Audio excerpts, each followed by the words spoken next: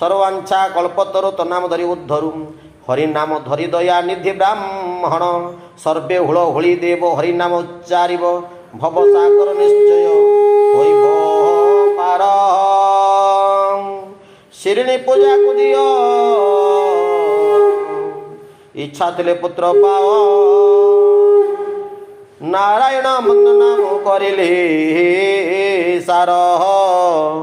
हरे राम कृष्ण बोले जो तीनी नाम कलिजुगे पाप भारा उसास विधान।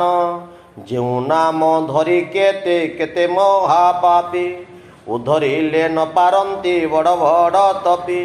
सही प्रभु कलिजुगे सत्यपीर होए केते मन वांछा पूर्ण करुछंती। सही वांछा कल्पतरु सही सत्यपीर कथा लेखिबाकू साहस मु करुची व्यवस्था। तुम्भे सभा जनमर घेनिब जनान संपूर्ण सागरे हरि हरि बोल पुण।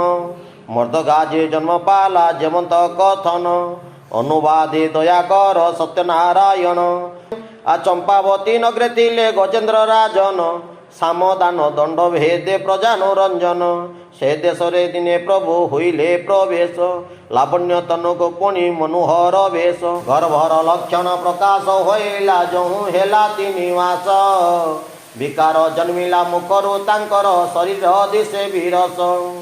कहु कहु हेला 7 मास आसी स्वाद द्रव्य दासी गण परोसिले आनी रानी सम्मुखे करग देवी भोजन। घृतपक्ष द्रव्य क्षीरी सरपुरी संगेते पाचिला फल शाग मत्स्य खटा कर्पूर मरीच पुणी महुर साकरम।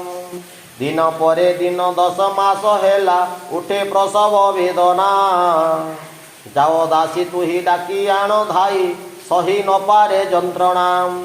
दासी चली जाए धाई डाकी बारे फकीर बेसे ठाकुर पूछिले काहींकी धाब मान कर सुन सुन मोर गिर।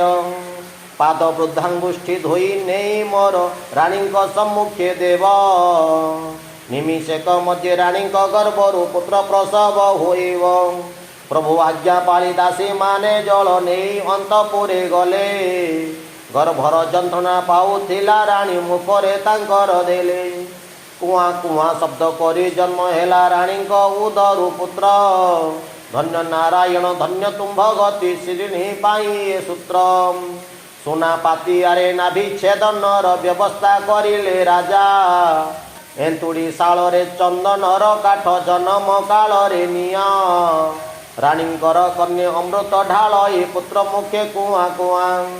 5 दिने पंचुआतिर विधान 6 दिन षष्ठी पूजा करिबा पाई कि नबर मध्यरे लागी गला केते सजा।